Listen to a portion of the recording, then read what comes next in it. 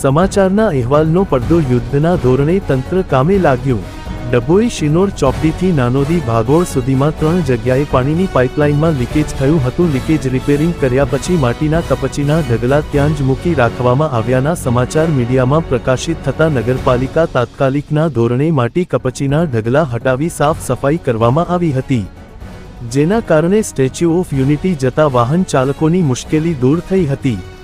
ડભોઈ શિનોર ચોકડી રોડ પર કેટલીક જગ્યાએ પાણી લીકેજ થતું હતું, જેને લઈને ડભોઈ નગરપાલિકાએ સમારક કામ કરવા માટે ખાડા ખોદવામાં આવ્યા હતા। સમારક કામ પતી ગયા પછી રેતી અને માટીના ઢગલા અને કપચીના ઢગલા રોડ પર જ જોવા મળી રહ્યા હતા। સ્ટેચ્યુ ઓફ યુનિટી જતો મેઇન રોડ હોય અને અહીંથી કેટલાક વાહનો રોજના પસાર થતા હોય મીડિયામાં સમાચાર પ્રકાશિત થતા ડભોઈ નગરપાલિકા વહીવટ દ્વારા તાત્કાલિકના ધોરણે માટી કપચીના રોડ ઉપરથી ઢગલા હટાવી સાફ સફાઈ કરવામાં આવી હતી।